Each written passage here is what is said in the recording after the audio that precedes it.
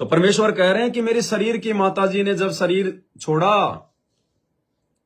तो उससे पहले क्या हुआ, जो परिवार के जो सदस्य थे वो रोने लग गए वो कि माताजी थोड़े दिन और रुक जाओ, हमारी सेवा जाएगी। बच्चों, ज्ञान का बहुत प्रभाव होता है। मेरी माताजी शरीर की वो वृद्ध हो गई थी और जब अंतिम सांस आए, उनका समय आया तो रोने लगी। वह सिस्टर थी, बोला माँ और रुक जा थोड़े दिन, हमारी सेवा जाएगी। मैं बोली बेबे मन जान दो, गुरु जी आओगे और सेवा तुम और कर लियो, मैं तब जाऊंगी। वो रोने लगी, बोला बावड़ी हो तुम, जो सतलोक जाना है ये तो खुश होना चाहिए तुमने, ना नो ना करो। नो कहती कहती शरीर छोड़ दी। भाई और बहनों, अब ये कितना बड़ा संकेत कर दिया परमात्मा ने यहां पर, सतगुरु रामपाल जी भगवान ने। क्योंकि भाई और बहनों, यदि काल का जो जीव होता है, जो काल प्रेरित जीव होते हैं, उनको यदि डायरेक्ट यदि परमात्मा कुछ कह दे, यदि उनकी असलियत उनको बता दे, यदि उनकी कमियां, उनकी कमजोरियां उनके मुंह पर अगर परमात्मा बता दे, तो तुरंत वो नाराज हो जाता है और वो सतगुरु की एक नहीं सुने, हो सकता उसकी शरण भी छोड़ दे। तो इसलिए परमात्मा ने संकेतों में अपने परिवार के विषय में अपने सत्संगों में बहुत बार बताया है। इनके आचार विचार के विषय में, इनके ज्ञान के विषय में बहुत कुछ बताया है।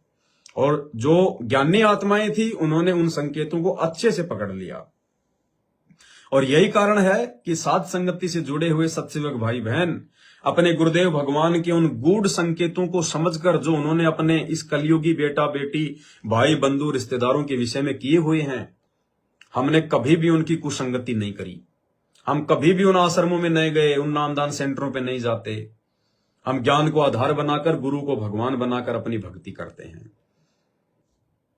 परमेश्वर ने बताया कि जब मेरी शरीर की माताजी ने शरीर छोड़ा तो उससे पहले सिस्टर रोने लग गई, परिवार वाले रोने लग गए और क्या कहने लगे, हे माताजी अभी मत जाओ सतलोक, हमारी सेवा छिन जाएगी। तो यहां परमात्मा ने अपने कलयुगी परिवार के, अपने रिश्तेदारों के अज्ञान को समझा दिया कि मेरे परिवार में, मेरे रिश्तेदारों में कितना ज्ञान है। ज्ञान की छींट भी नहीं है। इस तत्व ज्ञान को वो समझ ही नहीं पाए, क्योंकि एक नियम है, एक रूल है, जब तक आप अपने गुरु जी को भगवान की नजर से नहीं देखोगे तब तक आपको उनके सत्संग, उनके वचन, संकेत समझ में नहीं आएंगे। तो परमेश्वर ने अपने रिश्तेदारों की, अपने कलयुगी जो है परिवार की अज्ञानता की एक झलक यहां पर जो है वो पेश कर दी संकेत में, ये बात बोलकर। अन्यथा क्या जरूरत थी गुरु जी को ये बात बोलने की। लेकिन आप और हमारे लिए परमात्मा ने एक संकेत कर दिया कि बच्चों, इनको ज्ञान नहीं है, ये तो खाली देखा देखी में लग रहे हैं, भेड़ चाल में चल रहे हैं। आश्रम में भक्तों के दान का पैसा आने लग गया। अब गुरु जी थोड़े कोई काउंटिंग करेंगे दान पेटी खोल के। ये ही उनके परिवार वाले, उनके रिश्तेदार, ये थे वहां पे कैशियर। तो ये तो माया को देखकर जुड़े हैं, ये ज्ञान को देखकर नहीं जुड़े, भगवान को देखकर नहीं जुड़े, अपने आत्म कल्याण के लिए नहीं जुड़े, ये केवल माया के लिए जुड़े। अरे भाई और बहनों, अगर कोई आत्मा अगर सतलोक जा रही है तो रोने की आवश्यकता है क्या? खुशी मनानी चाहिए, सौ शुक्र मनाना चाहिए और उस आत्मा को यह कहना चाहिए कि भाई बहुत बढ़िया, भाई दया हो गई परमपिता परमात्मा की, हे भगवान हमारा भी परमात्मा जो मिलकर जल्दी नंबर आवे। और उस आत्मा को हिम्मत देनी चाहिए। जो आत्मा सतलोक जा रही है, जिसका नंबर आ गया, जो शरीर छोड़ रही है, जिसने नाम उपदेश ले रखा है जो है वो पूर्ण सतगुरु से, जब उसके शरीर छोड़ने का समय आए तो परमात्मा ने एक सत्संग में कहा कि बाकी जो परिवार वाले हैं उनको चाहिए कि वो उसकी हिम्मत बढ़ाएं, उसको हिम्मत दें कि भाई बहुत अच्छा, भाई तू तो बड़ा सौभाग्यशाली, भाई तेरे ऊपर तो गुरु जी की बहुत बड़ी मेहर हो गई।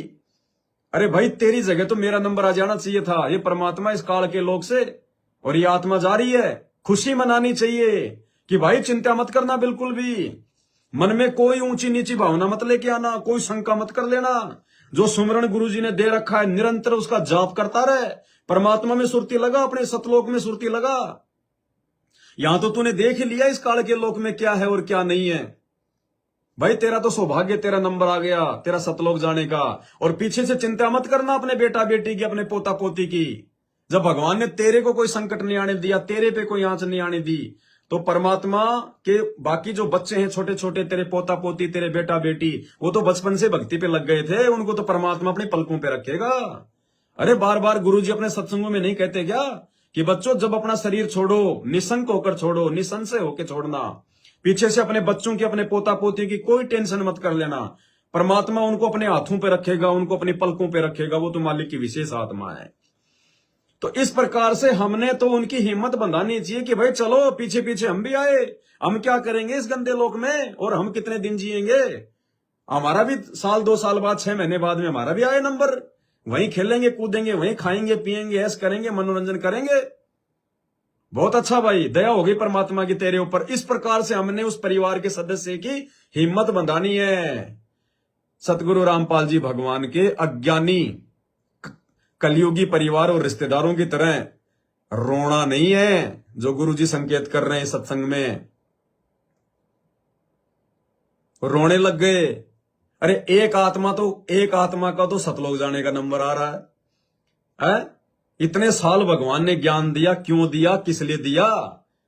बार बार परमात्मा कहते हैं कि जिस मरने से जग डरे और मेरे मन आनंद, कद मरूं कद पाऊं पूर्ण परमानंद।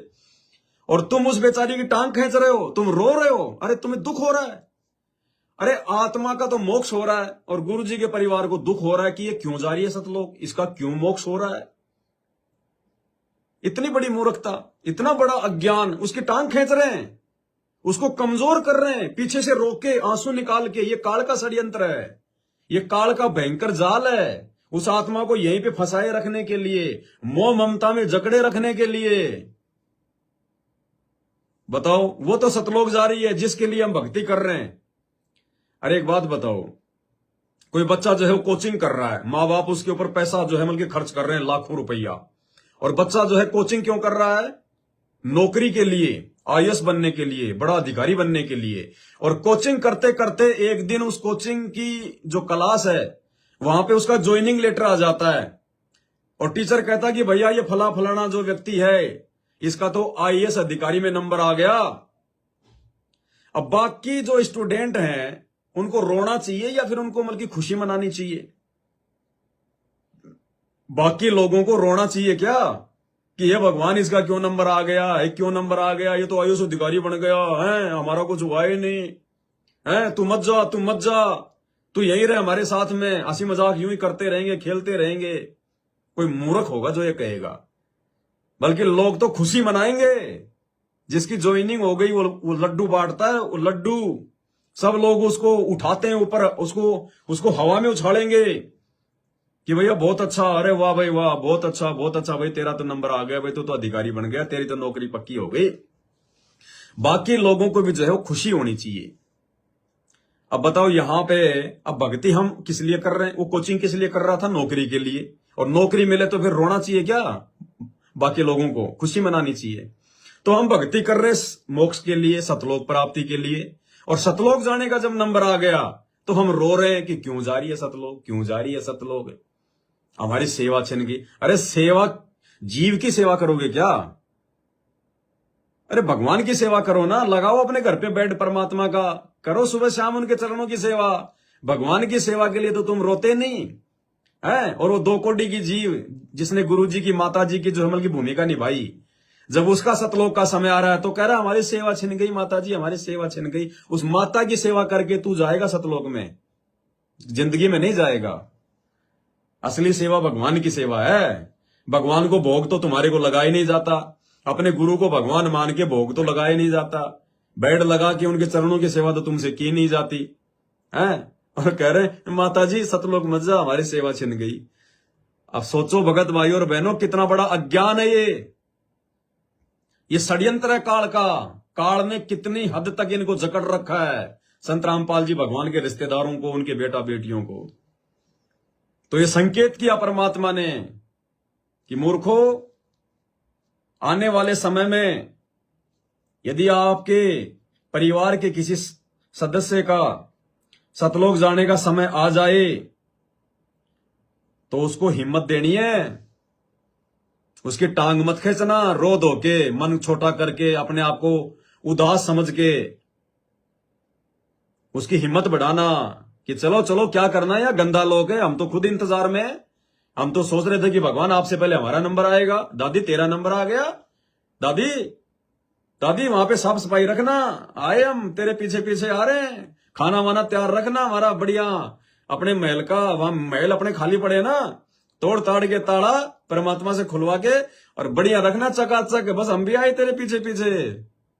अब इस प्रकार एक तो उनकी हिम्मत बंधावे और एक हूं करने लग जाए गिदड़ की तरह।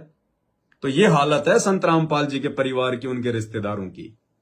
जबकि इन्हीं के सतलोक आश्रमों से जुड़ी हुई एक बहन है। अरे कम से कम छोटे मोटे साथ संगति कर लिया करो उन आश्रमों में। क्यों ये भक्तों का लाखों करोड़ों रुपया तुमने पत्थरों में बर्बाद कर दिया, जब तुम इनमें कोई ज्ञान चर्चा ही नहीं करते हो बैठ के, कोई साध संगति नहीं होती इन आश्रमों में, केवल ज्योति पाठ के नाम पे धंधा हो रहा है। क्यों भक्तों का पैसा बर्बाद किया है? क्यों भक्तों को, बेचारों को मजदूर बना के उनका समय तुमने जो है बर्बाद करवा दिया? अरे कोई आदमी हॉस्पिटल बनावे और हॉस्पिटल में इलाज हो ही नहीं, तो काहे के हॉस्पिटल है? वो तो पैसा बर्बाद कर दिया वो बिल्डिंग बनाने में। तो आश्रम का मतलब होता है 24 घंटे परमात्मा की चर्चा, ज्ञान चर्चा, मालिक की महिमा, उनका गुणगान, सत्संग, साध संगति। और तुम शेर, जब महीने 2 महीने में कोई आता है, कोई तुम्हारा वो धंधे वाला दिन, कबीर प्रकट दिवस आ गया, गरीबदास जी का बोध दिवस आ गया, संत रामपाल जी का बोध दिवस आ गया, कबीर जी का निर्वाण दिवस आ गया, दिव्य धर्म यज्ञ दिवस आ गया, संत रामपाल जी का अवतरण दिवस आ गया। महीने 2 महीने में एक बार तुम उन आश्रमों में प्रोग्राम करते हो और भक्तों को देते हो तुम लालच, लड्डू जलेबी, लड्डू जलेबी, लड्डू जलेबी। 10 तो हो जाएंगे, इतने मत खिलाओ इन भक्तों को। लड्डू जलेबी का दे के लालच, और ज्योति पाठ, ज्योति पाठ, ज्योति पाठ। अरे आश्रम का मतलब होता है रोजाना सुबह शाम 2-2, 3-3 घंटे वहां पे जो है बल्कि सत्संग होनी चाहिए। और कभी भी भगत आ जाओ, कोई रोक टोक नहीं होनी चाहिए, निशन से आना चाहिए भगत को। और तुम्हारे आश्रमों में भगत आने से बेचारे जो है डरते हैं कि कहीं मैं आश्रम में चला जाऊं, मेरे को भोजन मिले नहीं मिले, मेरे को वहां पे डांट खाने को मिलेगी कि तू क्यों आ गया, हमने तेरे को जो है कब बुलाया था, अभी तो दिव्य धर्म यज्ञ दिवस में 20 दिन बाकी है। वो आश्रम है, वो धनाना धाम नहीं, वो धंधा धाम है, धंधा धाम। अगर तुम इन आश्रमों में बैठ के ज्ञान चर्चा यदि तुम करते और गुरु जी के परिवार को, उनके रिश्तेदारों को बीच में बैठाते, तो कुछ तो वो तुम्हें समझाते, कुछ तुम उनको समझाते, जैसा भी भाई तुमको ज्ञान है। और ये बहन तुम्हारे आश्रमों से जुड़ी हुई है, क्योंकि साथ संगति से तो ये बहन हो ही नहीं सकती। ये बहन है एक जिसने माथे पे सिंदूर लगा रखा है, बिंदी लगा रखी है, हाथों में चूड़ियां पहन रखी हैं। तो ये साथ संगत वाले तो पाखंड करते ही नहीं, आडंबर करते ही नहीं, फालतू के गहने सोने चांदी की आर्टिफिशियल ये पहनते नहीं। तो साथ संगति की तो ये है नहीं, तुम्हारे आश्रमों से जुड़ी हुई है, फिर भी बेचारी ज्ञान दे रही है। फिर भी ये ज्ञान दे रही है कि जब किसी व्यक्ति का सतलोक जाने का समय आ जाए तो बाकी उसके परिवार के जो सदस्य हैं उनको क्या करना चाहिए। अरे कम से कम बेचारी की इसकी बात तो मान लो, क्या कह रही है। सच्चा है, परमात्मा की वाणी है जी। भक्त मरे क्या रोइए जो अपने घर को जाए, भक्त मरे क्या रोइए जो अपने घर को जाए, रोइए संकट बह पूरे हाथों हाथ बिकाए। इसका भावार्थ है जी कि जिसने अपने कल्याण रूपी अविनाशी घर को प्राप्त कर लिया है, ऐसे संत भक्त के शरीर छोड़ने पे हम क्यों रोए। रोइए अभक्त अज्ञानियों के लिए जो मरने के बाद 84 लाख योनियों को बाजार में बिकने के लिए जा रहे हैं। सच्चा है, सत साई बहन जी, सत साई। थोड़ा सा आश्रमों में जाके बातें समझा दिया करो बहन जी, बेचारों को उधर ज्ञान का जो है अकाल पड़ा हुआ है। कभी आश्रम में जाओ तब बैठ के चर्चा किया करो, समझाया करो उनको ये बातें। ये गुरुजी का विशेष ऑडियो नंबर 36 तो आपने भी सुना होगा बहन जी।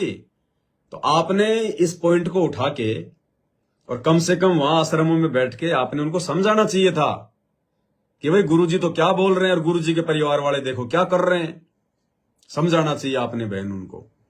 बताओ, खुद भगवान की वाणी है कि भगत मरे क्या रोइए जो अपने घर को जाए, रो तो साकट बाप को जो हाटू हाट बिकाए। उस भक्तिहीन प्राणी को रोना चाहिए, वो चाहे बाप हो, चाहे माँ हो, चाहे पिता हो, उसकी लाश पे रोना चाहिए, उसको रोना चाहिए। वैसे नहीं रोना चाहिए कि ये मर गया, भाड़ में जाए, जिसने भक्ति नहीं करी वो मरेगा, हम क्यों रोए। पूरी जिंदगी बीत गई समझाते समझाते कि भगवान धरती पे आया हुआ है, संत रामपाल जी परमात्मा है, नाम दीक्षा ले ले, अंत में रोएगा, नरक में जाएगा। फिर भी अगर नाम दीक्षा नहीं ले रहा तो ऐसे भक्तिहीन, चाहे माँ हो, चाहे बाप हो, चाहे बेटा हो, चाहे बेटी हो, चाहे पत्नी हो, हमने रोना नहीं है। रोने का मतलब है हमने उसके जो मतलब कर्मों को रोना चाहिए कि नालायक आदमी भगवान था, धरती पे आया हुआ था और तू खाली हाथ चला गया। उसकी बदकिस्मती को रोना चाहिए कि कैसा निर्भागी आदमी था, भगवान से नाम उपदेश लिए बिना चला गया। इस प्रकार से रोना है, उसके कुकर्मों पर रोना है। आंखों से आंसू डाल के नहीं रोना कि मेरा बापू गया, मेरी मां गई। और कहते हैं भगत मरे क्या रोइए जो अपने घर को जाए, और जो अपने घर को जा रहा है, जो सतलोक को जा रहा है, उसके लिए क्या रोना। तो भाई और बहनों, इन आश्रमों में बैठ के कभी कभार, अरे वैसे नहीं तो मतलब भूल भूल के कर लिया करो, कभी भूल चूक में साथ संगतियां कर लिया करो। ये बातें अगर वहां बैठ के अगर होती, ये बहन अगर ये बातें उन आश्रमों में बैठ के अगर ज्ञान चर्चा करती रातों को, तो गुरुजी के परिवार को रोना नहीं पड़ता। परमात्मा ने इस सत्संग में अपने परिवार की अज्ञानता के लिए यह संकेत नहीं करना पड़ता। ये गलती नहीं करता गुरुजी का परिवार। लेकिन सात संगतियों का तो वहां पे अकाल पड़ा, अकाल, ज्ञान नाम की कोई छींट नहीं है। और यदि कोई बेचारा भूला भटका अगर कोई ज्ञान चर्चा भी करता है तो उसको कह दिया जाता है ज्यादा ज्ञानी बन रहा है क्या, रहने दे, ज्यादा ज्ञानी मत बन। बेचारे को बैठा दिया जाता है, डरा दिया जाता है। तो कम से कम अपने भगत भाई बहनों की बातों को थोड़ा देख लो, सीरियस ले लो, क्या बताया जाए भाई।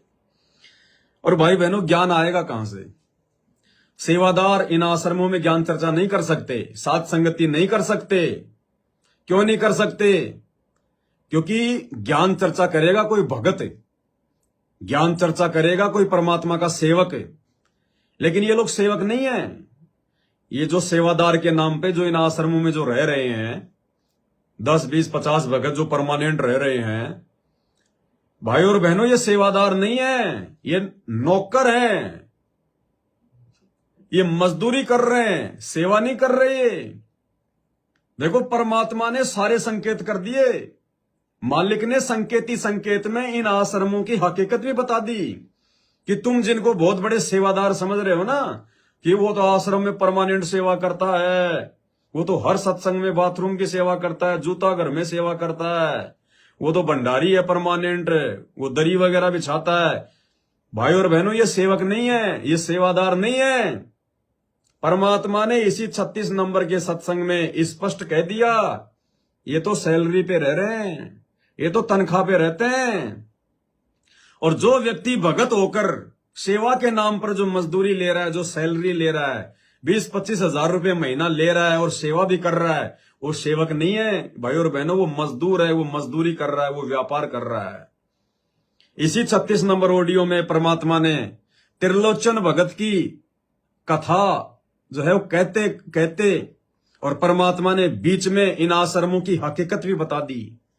इन सेवादार समझे जाने वाले इन मजदूरों की हकीकत भी बता दी। अरे अगर पैसे लेके सेवा कर रहे हो तुम आश्रम में, तुम काहे के भगत हो, तुम काहे के सेवादार हो? इससे अच्छा तो कहीं जाके अपनी मजदूरी कर लो। ये मजदूरी कर रहे हैं भाई और बहनों, ये धंधा कर रहे हैं, बिजनेस कर रहे हैं। 10-15 हजार, 20-25 हजार रुपए मिलते हैं इन लोगों को। और कौन से लोगों को? वास्तव में जो भगत बेचारे इन आश्रमों में जो फ्री में जो सेवा करना चाहते हैं, जो उन आश्रमों में रहना चाहते हैं, वहां पे सेवा करना चाहते हैं, जिनके ऊपर उनके परिवार की कोई जिम्मेदारी नहीं है, उनके बच्चे बड़े बड़े हो चुके हैं, वो भगत जो मुफ्त में उन आश्रमों में रहना चाहते हैं, वहां पे सेवा करना चाहते हैं, ऐसे लोगों को ये सेवा नहीं देते। ये लोग आश्रमों में केवल उन्हीं लोगों को सेवा देते हैं जो इनके रिश्तेदार होते हैं, जो इनके विशेष जानकार होते हैं, जो इनके खास होते हैं। उन्हीं भक्तों को आश्रम में ये सेवा देते हैं और साथ में 20-25 हजार रुपए देते हैं। आम भक्तों को ये सेवा में नहीं रखते, जिनके भाव हैं सेवा करने के उनको नहीं रखते। जो मुफ्त में सेवा करना चाहते हैं उनको ये सेवादार के नाम पे आश्रमों में उनको नहीं रखते। केवल अपने रिश्तेदारों को, अपने यार दोस्तों को, अपने जानकारों को, और हर महीने 20-25 हजार रुपए, ये धंधा हो रहा है सारा। परमात्मा ने इस ऑडियो में जिक्र कर दिया, इनकी पोल खोल दी। शब्द सैन सतगुरु की पहचान है, पावे अटल सुहाग रे। ये सामान्य सत्संग नहीं है परमात्मा के जो इशार से आ रहे हैं, ये कैप्सूल है, कैप्सूल। इनके अंदर परमात्मा ने बहुत सारी बातें छुपा रखी हैं, बहुत सारी गहरे गहरे राज छुपा रखे हैं। तो इस 2 मिनट के त्रिलोचन जो भगत है, उसकी इस कथा के माध्यम से परमात्मा ने यह संकेत कर दिया कि बच्चों, इन आश्रमों में जो ये सेवा के नाम पर जो रह रहे हैं ना, जो अपना पेट पाल रहे हैं मस्टंडे, ये सेवादार नहीं है, ये तो धंधे वाले हैं, धंधे वाले। ये मजदूरी कर रहे हैं, ये तो बढ़िया 20-25-30 हजार रुपए महीने का ले रहे हैं। ये काई की सेवा कर रहे हैं ये। सुनो क्या कह रहे हैं परमात्मा। जैसे एक त्रिलोचन नाम का भगत था, उसका जो सेवादार था वो घर चला गया। उसी दिन शाम को भगत पर दस्त लग गई। वो चलने लगा जब पर दस्त लग गई। वो कहने लगा, गुरुदेव मैं नहीं जाता हूँ, आपको तकलीफ ज्यादा होगी। गुरु जी बोले, भाई जा, कई तरह हुई तेरे गलत है, हो जाएगा ठीक, छोटे मोटे दस्त हो जाते हैं। वो तो चला गया और वो त्रिलोचन भक्त ज्यादा कष्ट हो गया, उठा भी नहीं जा, टट्टी भी वहीं आसपास करने लगे। परमात्मा उसी टाइम आगे उस भक्त का रूप बना के उसकी टट्टी ठावे, उसके कपड़े धोए। 1 महीना में सेवक आया, 1 महीना जाता हूँ उसकी सेवा करते रहे। वो भगत आया, घर से सारा सामान लिया, तो थोड़ा बहुत गुरुदेव के लिए खाने पीने का बनो आकर उसकी माँ पे लिया और आकर धर दिए गुरु जी के चरणों में। और लगा गठड़ी खोल कर बतान, महाराज जी ये मेरी माँ ने ये दिया है, ये दिया। वो सेवक सैलरी पर था। भक्त क्या कह रहे हैं परमात्मा, वो त्रिलोचन भगत के पास में जो सेवक रहा करता था वो सैलरी पर था। भाई और बहनों, ये कथा परमात्मा ने हमें सैकड़ों बार बताई है, लेकिन कभी भी परमात्मा ने ये जिक्र नहीं किया कि वो भगत वहां पे वो जो है मतलब वो सैलरी पे रहा करता था। लेकिन अब परमात्मा ने इन फर्जी सतलोक आश्रमों में जो सेवा के नाम पर जो ये सेवादार रह रहे हैं, जो ये मेवादार हैं, मेवा खा रहे हैं सेवा के नाम पर, इनकी हकीकत परमात्मा ने संगत को बतानी है। इसलिए परमात्मा ने आज ये पहली बार जिक्र किया है इस बात का कि वो सैलरी पे रहा करता था। और ये सैलरी का जिक्र करके परमात्मा ने फिर इन आश्रमों के बारे में बता दिया आगे कि आजकल हमारे जो हैं, हम भी आजकल ऐसे ही रखते हैं। ध्यान से सुनना। लगा गठड़ी खोल कर बतान, महाराज जी ये मेरी माँ ने ये दिया है, ये दिया। वो सेवक सैलरी पर था, सैलरी पर। भक्तों ने वो पैसे इकट्ठे करके उसको दिया करते, भगत भी था। अब सुनो, जैसे आजकल हम अपने बच्चों को ऐसे ही कर रहे। क्या करें गुरुजी, जैसे हम आजकल अपने बच्चों को ऐसे ही कर रहे हैं। कहां कर रहे हैं? इन आश्रमों में कर रहे हैं। और वो जेल में थोड़ी मिल रही है कोई सैलरी। ये सैलरी का जिक्र करके परमात्मा ने इन आश्रमों में सेवादार के नाम पर जो अपना पेट पाल रहे हैं ना, ये 20-25 हजार रुपए महीने का ले रहे हैं। और आम भगत सोचता कि बहुत बड़ा सेवादार है, भगत जी सेवा कर रहा है। अरे वो तो मजदूरी कर रहा है, वो तो धंधा कर रहा है, वो कहीं की सेवा कर रहा है। वो भगवान की सेवा जो है पैसे लेके की जाती है क्या? ये स्पष्ट कर दिया गुरुदेव ने कि जैसे आजकल हम अपने बच्चों को ऐसे ही कर रहे हैं इन आश्रमों में। दो और सुन लो एक बार दोबारा। ये दिया है, ये दिया। वो सेवक सैलरी पर था, भक्तों ने वो पैसे इकट्ठे करके उसको दिया करते, भगत भी था। अब सुनो, जैसे आजकल हम अपने बच्चों को ऐसे ही कर रहे। और कहने लगा ये आपके लिए कपड़े भेजे हैं मेरी माँ ने, ये खाने का बनाया सूखा हलवा। अब बताओ भाई और बहनों, ये सामान्य सत्संग है क्या? ये गुरुजी ने सबकी पोल पट्टी खोल रखी है इन सत्संगों में। ये हमें लग रहा है सुनने में कि सामान्य सत्संग है। सारी बातें खोल दी गुरुजी ने, इन आश्रमों की, अपने परिवार की, इनके अज्ञान की।